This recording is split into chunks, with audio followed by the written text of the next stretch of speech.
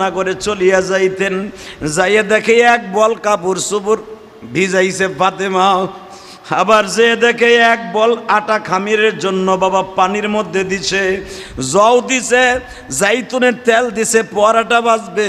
আলী যে জিজ্ঞেস করলেন, ফাতেমা আজকে এতগুলা কাপড় চোপড় কেন বালতির মধ্যে ঢুকাইছো, বলের মধ্যে কেন লইছো, এতগুলা আটা কেন লইছো?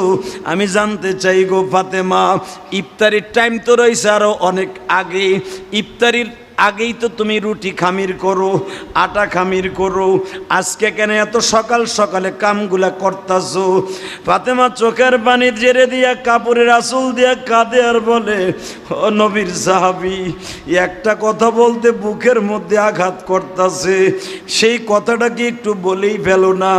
আমার শরীরটা ভালো না, মাজার ব্যথায় কয়েকদিন উঠতে পারি না, আজকে শরীরটা খুব ভালো লাগতাছে, এই জন্য কামগুলা কমপ্লিট করে থইয়া যাই। রোজা থাইকাই এত কাম করার দরকার নাই, আমি তোমার কামের মধ্যে অংশগ্রহণ করতে চাই। ফাতেমা বললেন, আর করতে হবে না।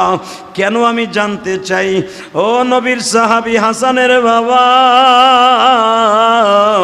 আমি কয়েকটা কথা বলবো, দিলের কানে শুনবেন। আমার মাথার মধ্যে বেরি বাঁধা, আমার মাথার মধ্যে পট্টি বাঁধা, আমি হয়তো আর বেশি দিন বেশি সময় আপনার মাঝে নাই।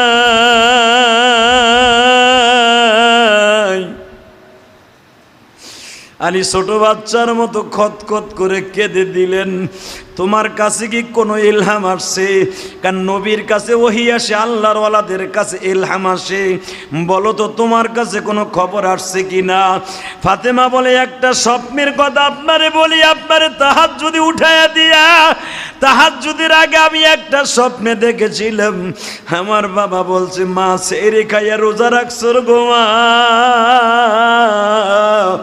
ইফতারি করবি আমার সাথে গো মা, ইফতারি করবি আমার সাথে। মনে হয় বুঝিয়ালন তাহলে কি? কারণ যারা মৃত্যুবরণ করবে তারা ইফতারি করবে একমাত্র রোজে মাহশারে, আমার আর দুনিয়ার ইফতারি নাই গো, আমি আমার বাবার সাথে মিলিত হয়ে যাব। আলীর আর বুঝতে বাকি নয়, আমার ফাতেমা চলিয়া যাইবা।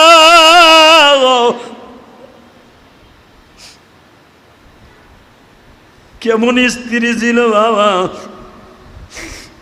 স্ত্রীর মৃত্যুর খবর শুনিয়া খালি পাগলের মতো একটা দৌড় দিয়ে রান্না করে যায়।